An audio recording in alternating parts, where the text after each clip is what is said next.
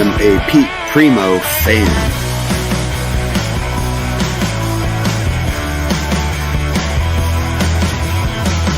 Thank you for having me. Your fans are like...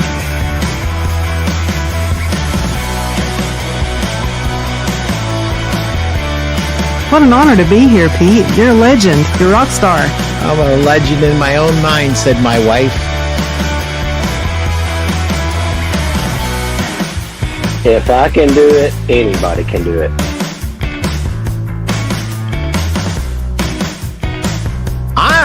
I'm Mr. Selling from the Heart.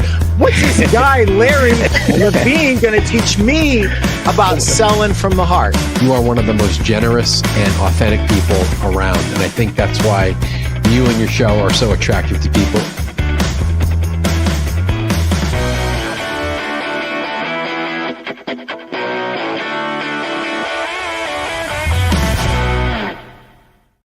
Welcome to the Pete Primeau Show. It is episode 228, and we've got a special one for you guys today.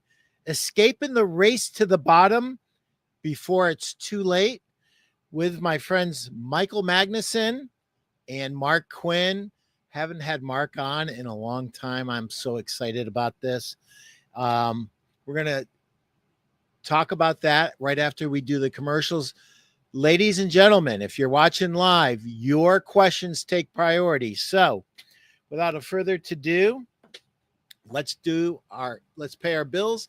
If you haven't bought my book, Sell a Million, what are you waiting for? 101 tips and techniques to sell another $1 million this year. That's a marketing book. If you want a sales book, me and 10 other authors put together this sales book based on my 2 million miles and 43 years of experience. This will help you sell more mattresses this year and more better quality mattresses and everything that goes along with them, and selling really a good night's sleep. Almost the last call. If you haven't joined the Mattress Industry Network group, what are you waiting for? Learn how to build, market, and succeed. Join this group. I think over 24, maybe 2,500 strong now. If you want to learn how to build, market, sell, and succeed in the mattress industry today, hit that QR code that my producer, Chris Stone, the amazing one, is putting up there right now. Hit that and come on in. It's 100% free. Everybody's in here, store owners, VPs of sales, chief marketing officers, you name it, they're in here. And my buddy, Tim McDonald. Yeah, buddy, let's roll. Sadly, I missed the call this morning, but I'm here now. Yes, you are, my friend. So join Mattress Industry Network group, and I'll look forward to seeing you in there. Guys, I'm driving to Paducah. Well, no, I'm actually flying to Paducah, Kentucky. And this might be the craziest thing I've ever done because I'm going to let Randy Thompson fly me in his little airplane. So we will see how this turns out. I'll report back next week. But if you haven't joined the masterclass, that's going to be Sunday night, this Monday and Tuesday, do it. Call Scott Vaughn like right now. My producer is going to put that link up there again for you. It's wingocoaching.win/2025. If you want to save $200, put the code PETE, P-E-T-E, all capitals, 2025, and they will give you $200 off. So this will be my fourth one, and each one gets better. This group is incredibly huge. I think it's pushing between 35 and 40 dealers, which will be the largest group ever. And not only that, some of the best dealers in the country are going to be there. Greg Law from Sweet Dreams and his wife, Katie, will be there, among others. So join us at the masterclass. There's nothing like a paid event.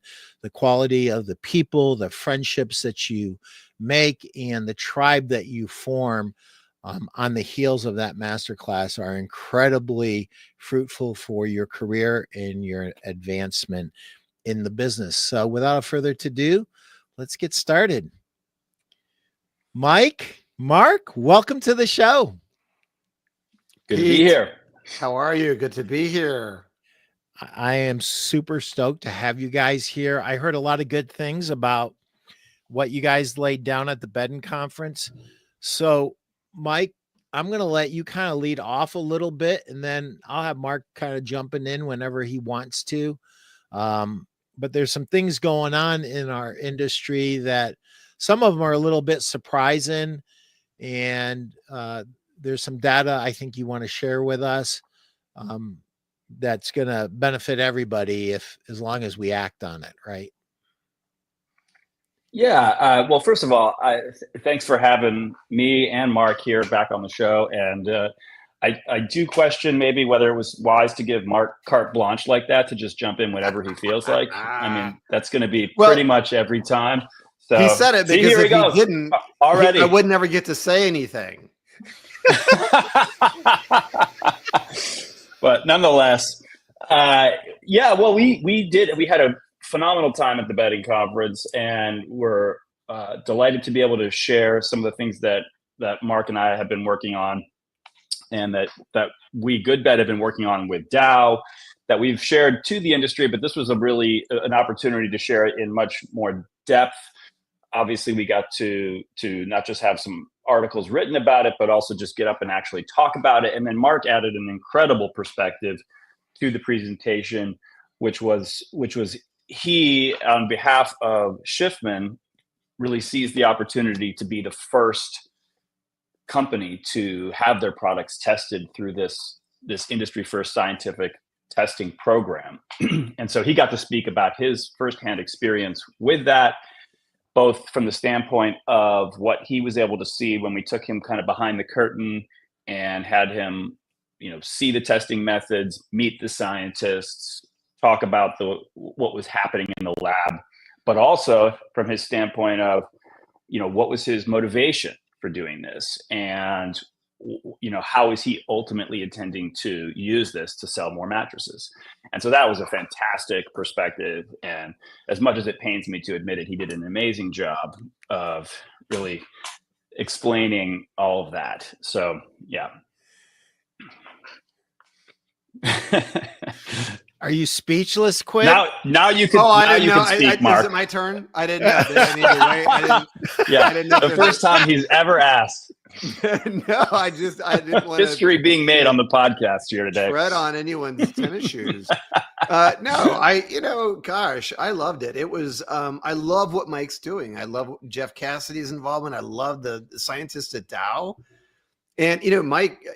I'm not big on overstating things, but at the conference, Mike said, we're at an alarming level. It's code red time for the category. And I don't think he's overstating that. I think we got to really be paying attention. When you look at maybe half of the beds being sold in the country being imported, when you look at the data that Mike presented at the conference, I get very frustrated and always have inside of this category where people are allowed to make claims that are bull crap and they overreach and they're not validated. If you've got a natural product in the market and you've done a lot of work and spent a lot of money sourcing natural materials, which cost more in many cases than synthetics, then you should be held accountable for the fact that they're natural. If you're making claims about temperature and your bed sleeps cooler, you should be held accountable for not just, saying it, but let's make sure it's true. What does cool to the touch mean? And so I think people who are investing in really high quality product, for people like that, which I think that's Shifman, we love this because we say that we make a great bed. We say that we make one of the best beds in the industry in the United States. And this was our chance to prove it.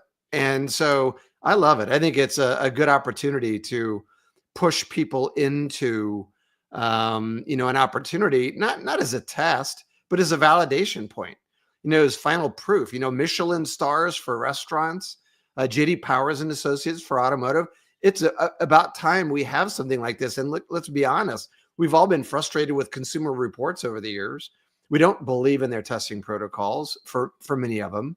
And so I think it's high time that something like this exists. And I'm thrilled that GoodBed and Dow have come together to do it. I would just add that to that, you know, Mark talked about accountability. And that's part of it as it relates to particularly some of the really low end product that's been flooding the market, as we all know, for a long time now.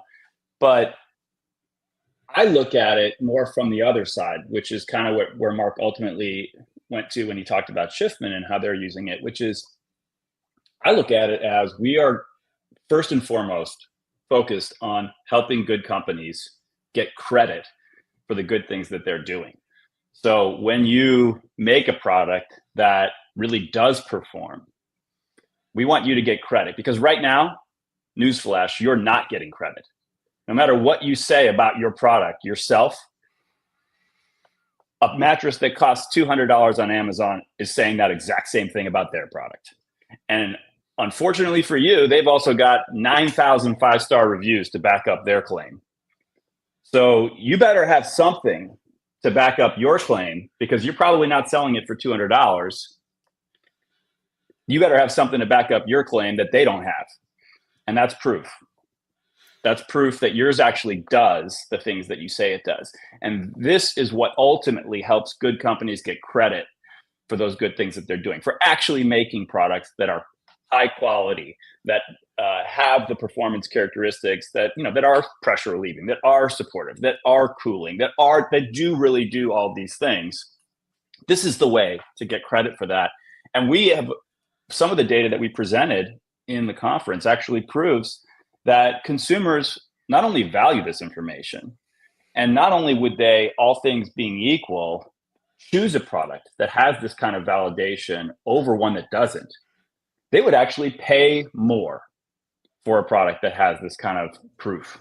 Hey, Mike, wasn't it like 85% when you asked the question? 85% of the consumers said that a third-party validation on product testing would find it either extremely important to their purchasing decision or very important. Do I have that vaguely right?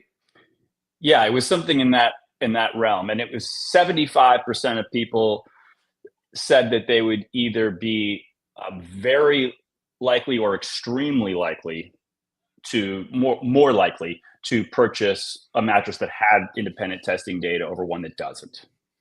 And it was something like, I think we gave them a few choices of, would you be willing to pay more? How much more? We only went up to 20%, but I think like 15% of people said they'd spend 20% more for a mattress that had this kind of data.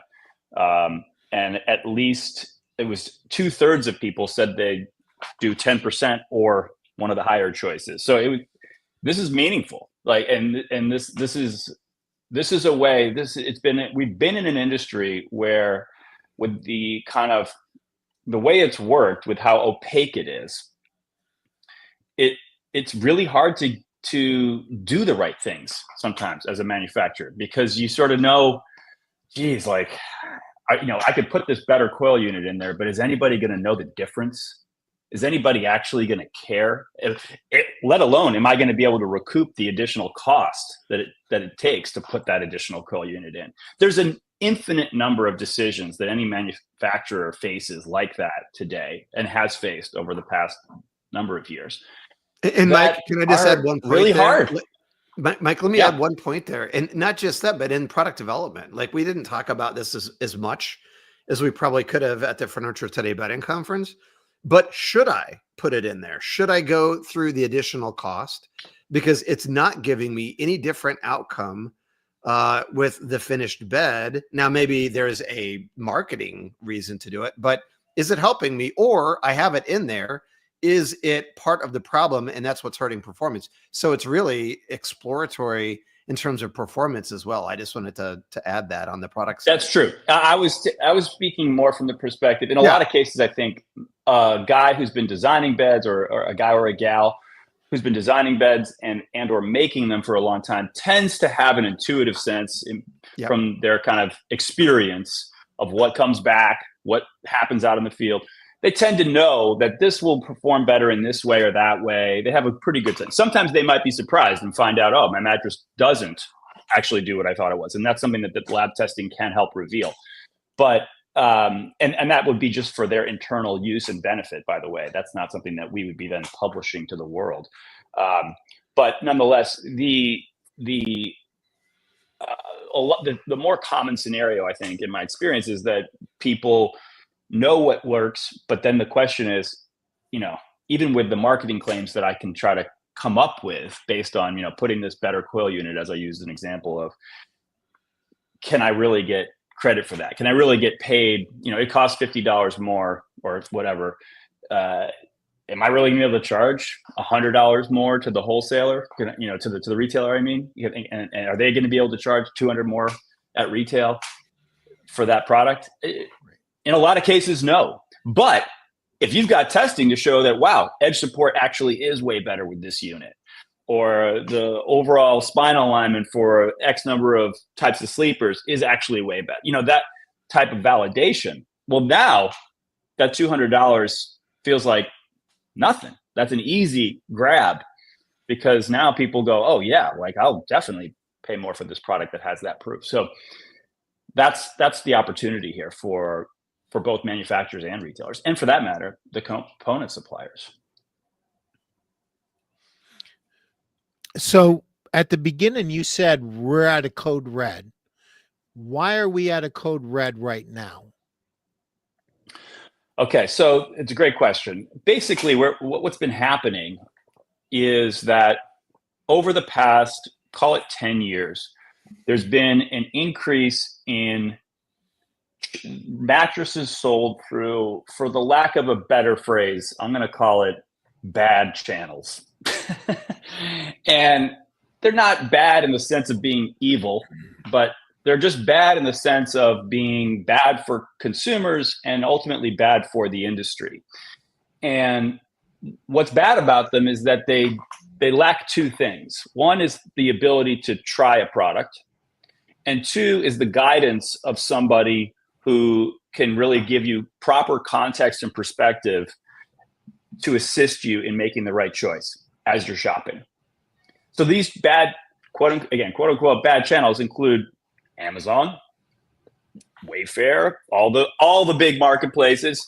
For that matter, just all the sort of direct to consumer, anything that's transacting strictly online.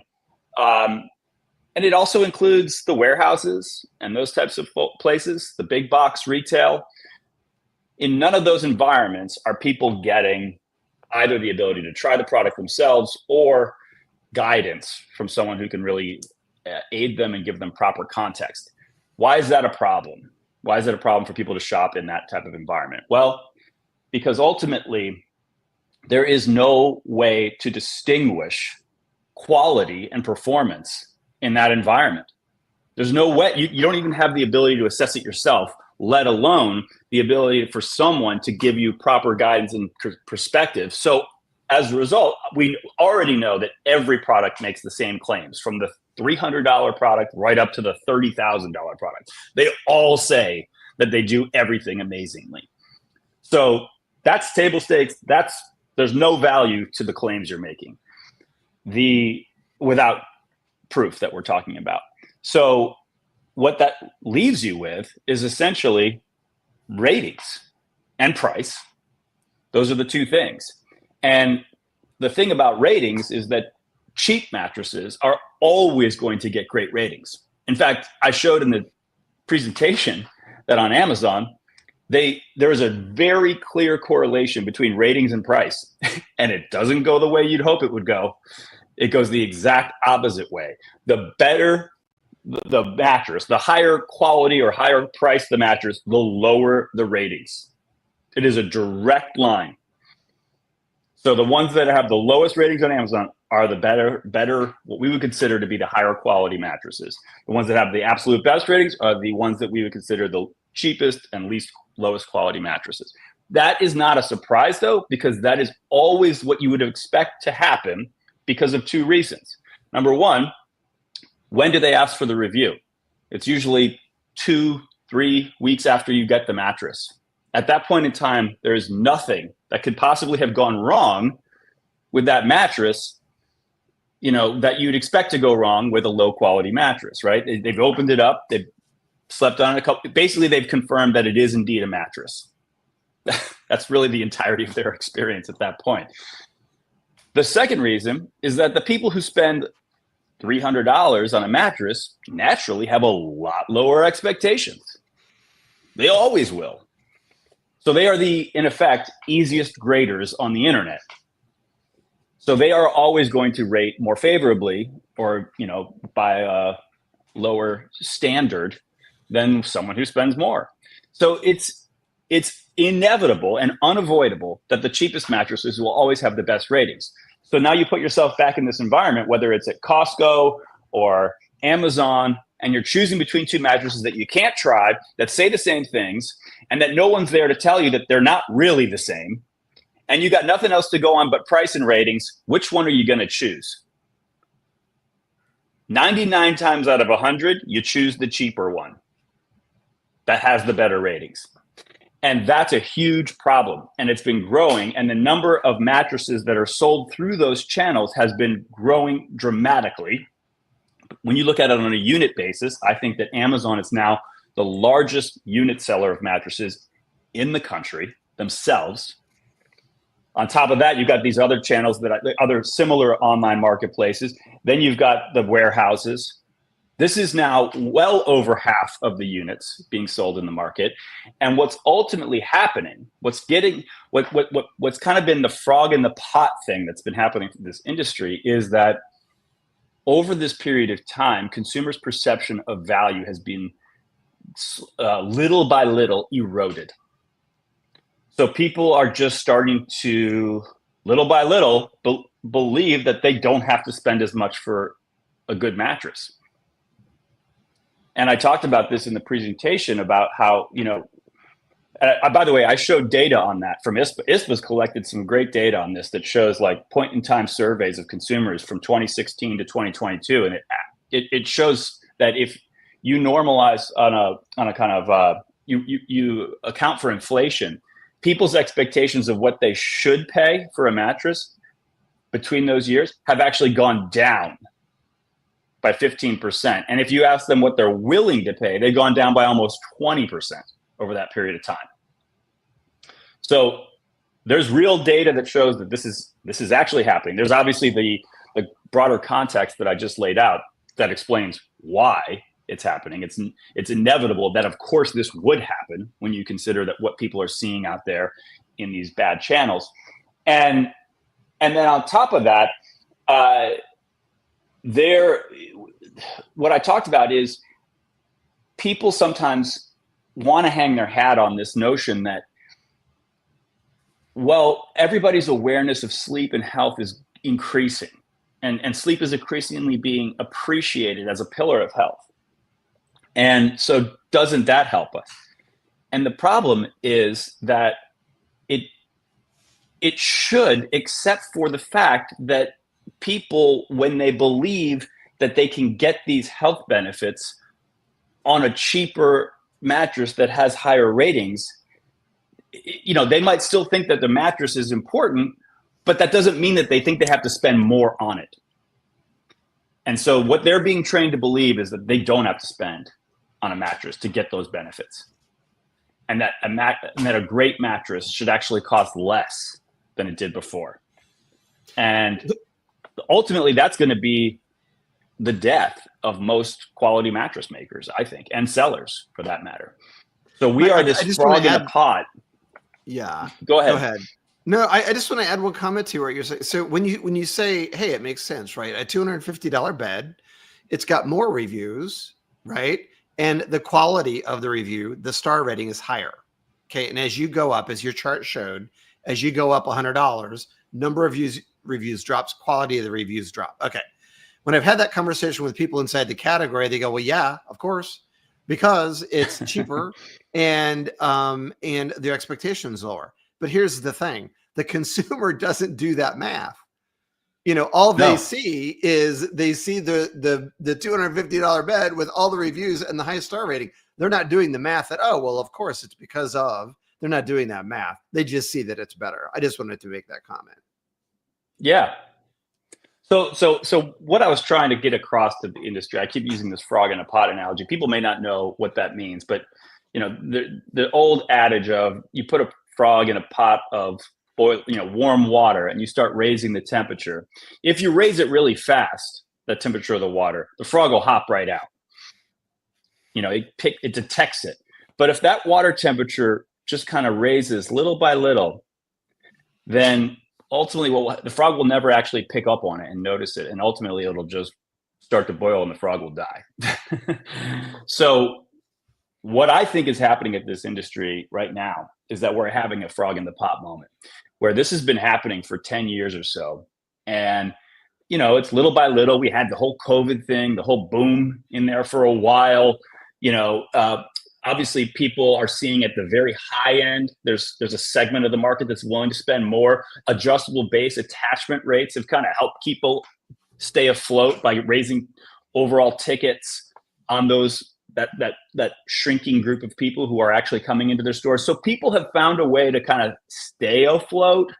Also, by the way, there's been some pretty prominent bankruptcies. So, the amount of competition at retail, you're already benefiting in a sense indirectly from those. So all those things have kind of made it so that people can kind of convince themselves that, we're going to be fine. We've been through times like this before. We'll come right back out of it and be just stronger than ever. That's that frog in a pot mentality. Well, the water's getting warmer, but you can kind of it's just enough, subtle enough that you can convince yourself that it's not a problem. Well, it's a problem.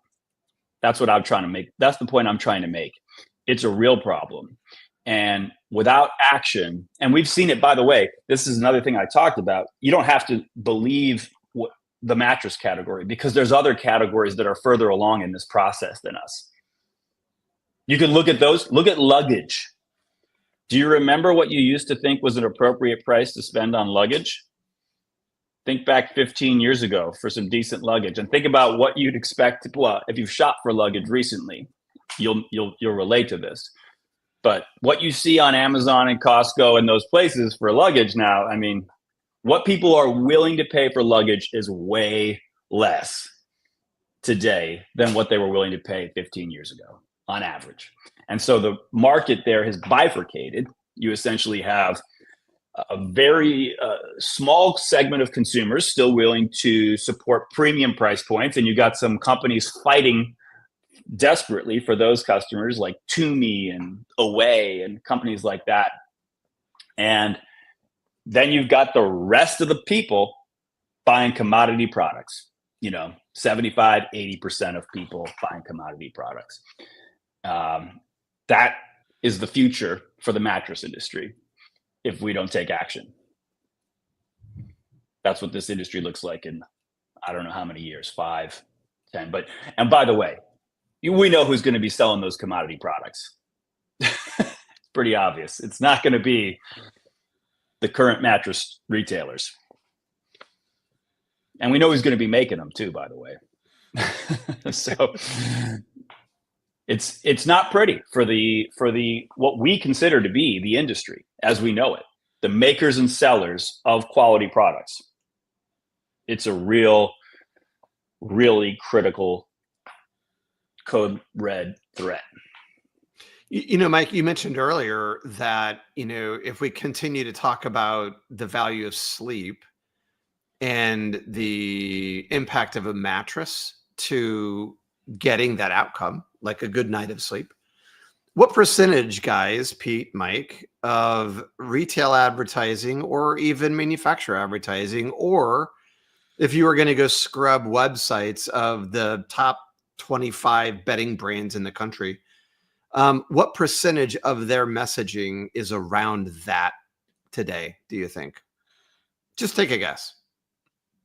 Around sleep? Instead of product price and promotion, instead of that, it is focused on and committed to telling a story about the fact that a mattress is this awesome thing that allows you to sleep better, experience more joy, be sick less often, enhance your low romantic single digits relationship. percentage.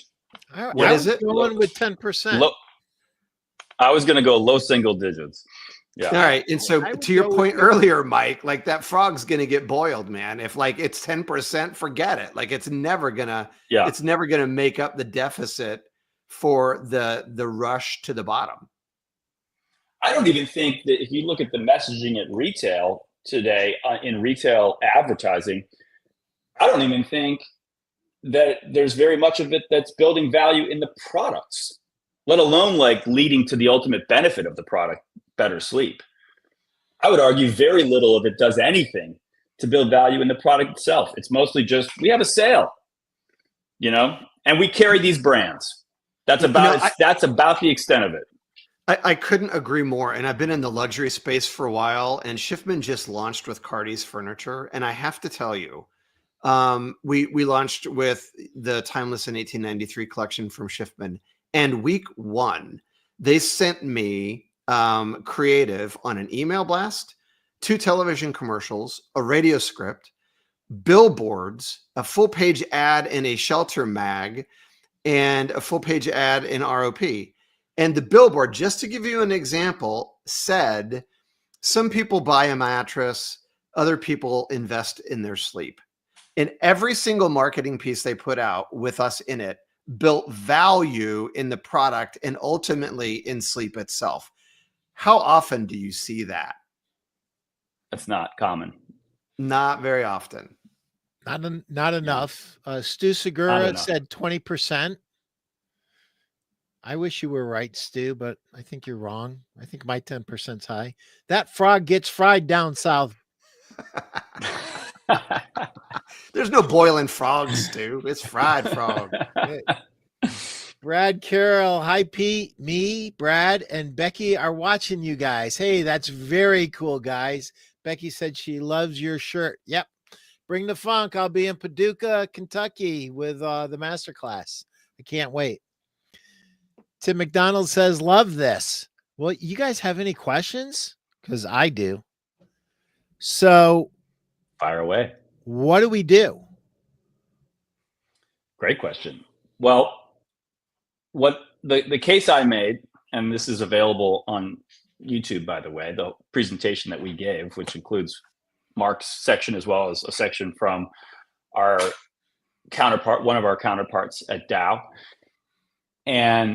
But the case I made is that when you look at other categories, the ones that have faced this kind of commoditization threat and been able to stave it off, either slow it or even stop it.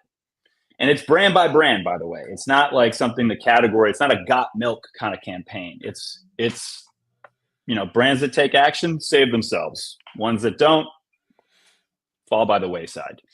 But what we've seen in the categories where brands have been able to stave this off and, basically fight commoditization off is they've done it by leaning into proof.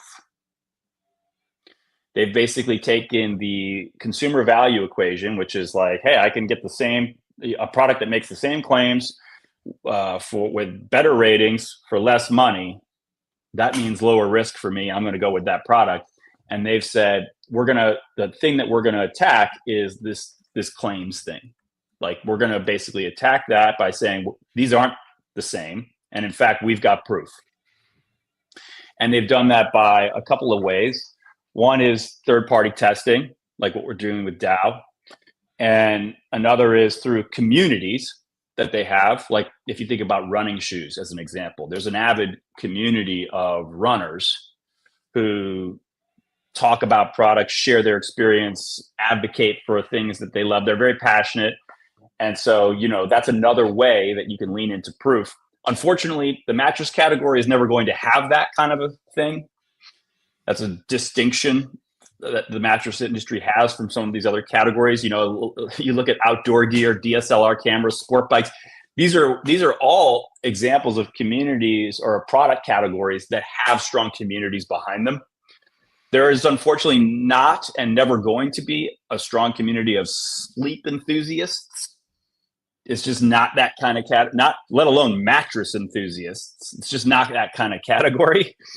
So there's really more of a limited array of options that you can go in this category, but regardless, the lesson remains from these other categories that the way you attack this situation is to attack the idea that these products that appear the same based on the claims they're making really are the same, and you attack that with proof.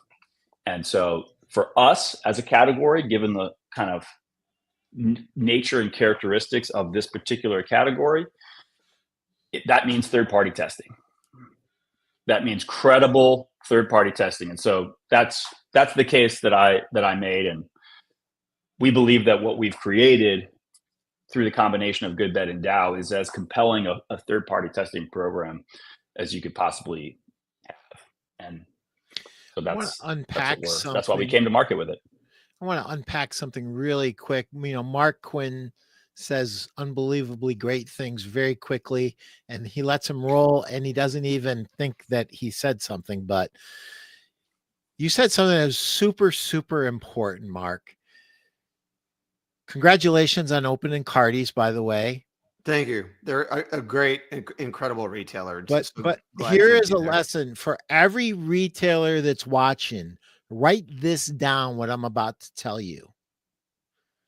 They did not just go off half-cocked with messaging. They sent it in to Mark. Think about that. When's the last time you sent to an executive at a mattress company your advertising message and asked him to tweak it, to ask him to, his opinion on it?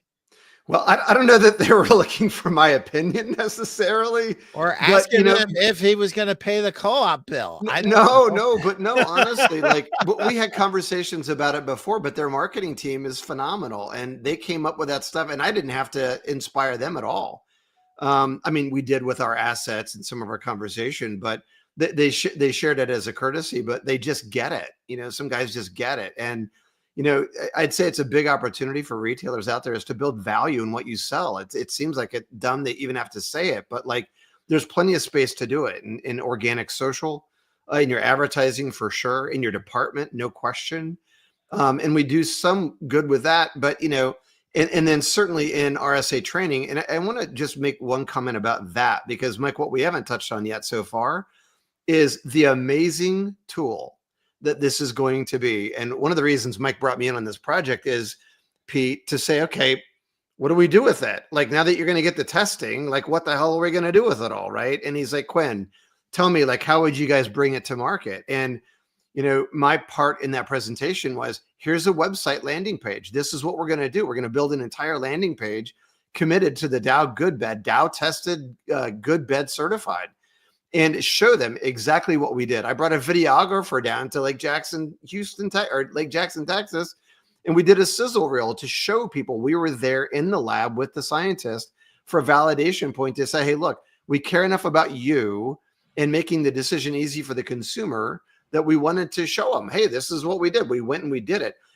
Point of sale. How about price cards with QR codes that can take them right to that landing page or take them right back to the retailer's landing page that said, hey, here's Shifman, here's what the claim that they make, and here's a validation point from them.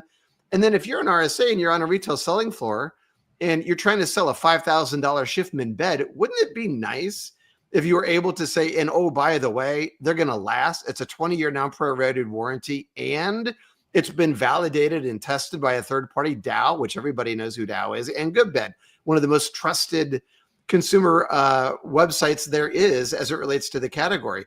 And so based on that, we think we're going to win. We also think when we go into sell our program and try to replace another luxury bed, if we have that badge and they don't, we think we'd have an advantage. And Mark, you guys the did RSA, it gives them tons of confidence, right, Pete? If you have that badge as a RSA, it's going to help you close deals. That's what we think. Absolutely, and I thought you guys did a great mock-up. It was we didn't have all the test data in at the time we were pulling the presentation together, but they did sort of an illustrative mock-up of a cheat sheet that they can provide to an RSA that kind of gives them like, hey, by the way, like this is how this mattress did relative to its peers in these 5 categories with scientific testing behind it. And that is an incredibly powerful thing for an RSA to be able to obviously pull out and refer to as a way to, I think, build trust in not only this product, but in themselves and anything else that they say after that. Yeah. Any red-blooded RSA would love to get their hands on something like that. That's real, that has some teeth to it, and exactly. that gives them a place to stand and stand firm. This is great stuff, guys. And I just want to flip back and finish my thought. If Cardi shares their message in, maybe you should too. And you know, we always talk about this. One of my most hated things in this business and in any business, we always use this term partnership, and nobody really has a partnership. It's like we're both trying to use each other, and very few times is there a really real partnership. I would encourage every retailer and manufacturer to reach more than halfway across the aisle to form real relationships, real partnerships that have significance. Because guys and gals, if you're watching this, I think there's a code red too. It's not an accident that Mike and Mark are on this show today. I believe 100% that we're at this place and we need each other. You know, the first thing I wrote down when Mike said, you know, death of manufacturers, I said death of retailers too. Definitely. We're all gonna either meet this challenge and we're gonna rise up, or we're all gonna sink. And I think, to Mike's point, brands that take action save themselves. That is like one of my favorite quotes I'm going to start using. Is that your quote, Pete? No, that's Mike's quote. Robert Mitchell has a question. What are your thoughts on some U.S. manufacturers jumping on this same trend? Example, Costco selling an $8.99 Stearns & Foster, or our U.S. manufacturer going D2C, selling at almost wholesale prices? I'll take that. I support manufacturers having D2C sales efforts because I think that ultimately it is a way to support their wholesale channel with the brand building that they're able to do. Basically, the economics of a direct sale, what they make in terms of margin on direct sale, makes advertising much more feasible. So they can do brand building on a scale and recoup much of the costs of it through those direct sales that they otherwise could not do, and had, before the advent of DTC sales, never in history done. I mean, if you think about the only brands that had invested significant dollars in marketing before the advent of kind of the DTC revolution, it was Sleep Number and Tempur-Pedic, who both were DTC. They were the only brands who had ever and they were able to do it because of those same economics. So I support that because we saw what it did when Tempur went into retail. It was a massive, massive support for that retail channel, and it still is. We saw what happens with, you know, as brands spend more on marketing to build value in their product themselves, that makes the job easier for their dealers. So ultimately, I support that. Now, as for Costco, why any brand would put any product into Costco other than something that is explicitly their worst product in this category, I'm talking about this category specifically, I do not understand. That makes no sense to me. I think if you're going to put a high quality product into Costco, you have to figure out a way to differentiate that from other channels. Now, what other products do is they make that product massive. You know, here's a 7-gallon jar of ketchup. If you want 7 gallons, this is your favorite ketchup, great. But unless you're prepared to sell your high quality mattresses in a 10-pack, I would say don't put them in Costco. And I honestly think it's doing a massive amount of damage to any retailers who carry that brand to have to compete against Costco. So, and I do find it to be not a very good place for a consumer to buy a mattress either, but that's kind of beside the point. So ultimately, yeah, I don't get the Costco thing that has been done by many brands, unfortunately. Well, and that's a volume play. Obviously, they want business, but brands got to be really careful. I mean, context is important, and that's one of the things when I came to Shifman. My whole career, I'm always thinking about truckloads, right? How do you sell more product? And with Shifman, I've had to really downshift in my brain. There, it's like where are we going to sell? And I think that's important, and I think that the brands doing that risk. Devaluing their brand, although Costco has a really high demographic, but it's still a club. Well, and it's still one of those channels that has the characteristics I talked about, where ultimately it's a very tough place for high quality products to succeed. Low margin, it's a race to the bottom there. Yeah, Mike. Yeah, you don't have the ability to try the product. You don't have any kind of RSA there to guide you and to help you distinguish between what claims are real and what claims are not. There's none of that. So ultimately, lower quality products will win more in that environment. So even though you will sell some volume, you're more than that. You're probably validating some of those purchases that happen at the low end. Your presence there validates purchases that are of products well cheaper than yours, because people feel like, oh, I can compare these two and on price and ratings, and I chose the one. I was able to compare this to a Stearns & Foster, and it looked like it has even better ratings than the Stearns & Foster. So I chose that one. I chose this no-name brand. So you're actually contributing to sales of your low-end competitors by even being there. And that's to say nothing of the impact you're having on what you most cases consider your core channel, the showroom retailers. So I think, yes, you can create volume. I'm not disputing that. But at what cost? Yeah. Yeah, that was a great question. Thanks, Rob, for that question. Anyone else that has questions, hurry up and get them in. We got 9 minutes left. I can't believe this went by this fast. Is there a question, Mike or Mark, that we should have asked you that we didn't about this subject? I would ask one to Mike. Mike, Consumer Reports, and I'll make it quick and it's free to answer. But in our industry, they're like, oh, well, there is a third-party system, and Consumer Reports writes up testing data, right? And that's something. What are your thoughts on that? And then consider that data, and then also consider. A lot of the review sites out there that you compete with that aren't review sites at all. It's just clickbait. What is the contribution of those? Well, those are kind of two separate questions, but yeah, it is. As it relates to Consumer Reports, I think you alluded to it earlier. I mean, there's a lot to question about their testing methodology and the testing results that they report. So, but I'll put that aside because that's a longer conversation. But nonetheless, just suffice to say, I agree with a lot of those questions. Hey, Mike, I was born in Schenectady, New York.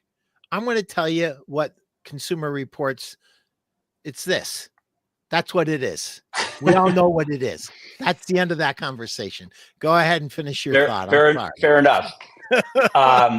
One of the other points that I think is really important about Consumer Reports is that they do a lot of damage to the consumer shopping mindset by virtue of how they present their results, which is in a ranked list. They say, this is the best mattress of 2025. This is the second best. This is the third, whatever. By category, this is the best inner spring. This is the best. That, as anyone who knows mattresses knows, is complete. Can we say bullshit on this show, Pete? Yep. Quinn already did. Good. I did not ever. Never did I say that. I think I said crap. I was trying to be clean. Yeah, well, it's complete bullshit. It is, as we all know, because mattresses are personal, and the mattress that's best for me is not at all likely to be the same as the best one for Pete or for Mark.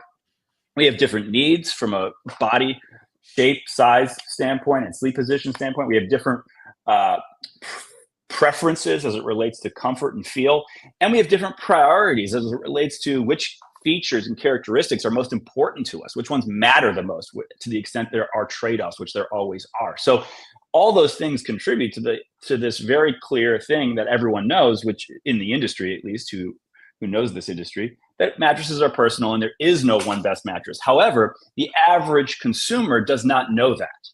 And so it's incredibly damaging to reinforce that notion that they come in thinking, because they've used this methodology with products like washing machines or wireless routers or toasters, where in those cases, those products, we mostly want the same things.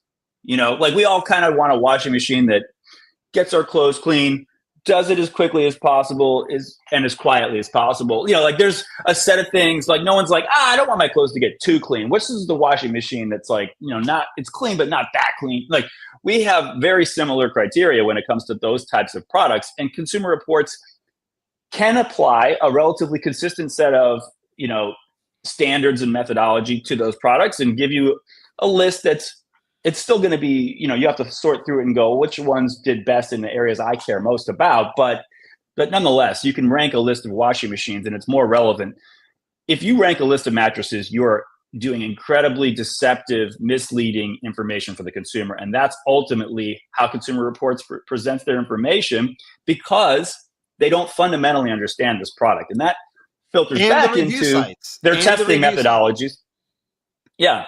And that filters back into their testing methodology, but there's no greater evidence of their lack of knowledge of this category than the way they present their results. So that's Consumer Reports. I guess I won't go too deep on the review sites, other than to say, I mean, Pete, when you talked about the pay to play, the payola, I mean, they are nothing but that.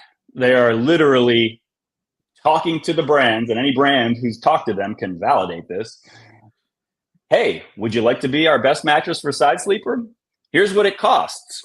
Here's what it costs to be the second best mattress for side sleepers. Here's what it costs to be the third best.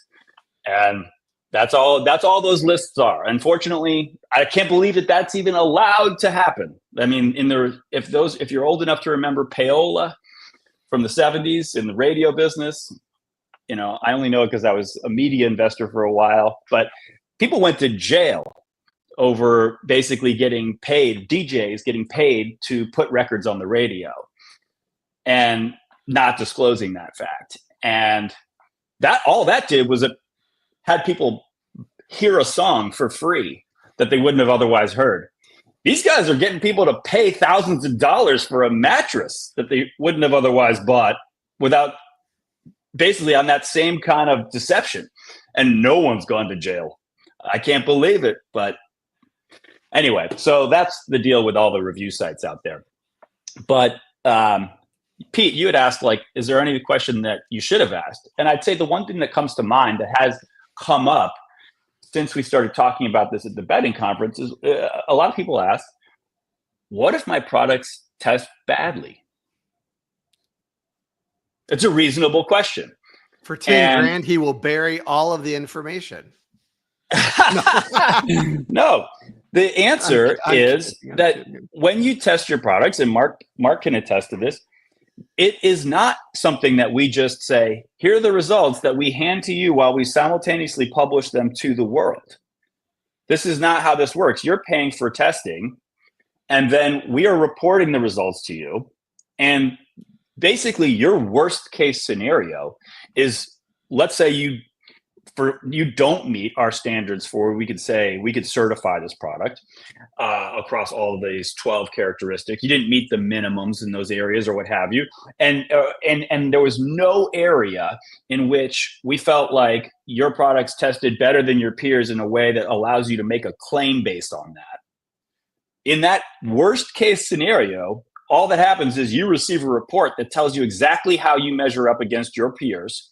and how you can therefore improve your product so that you can ultimately make claims and be certified in the future.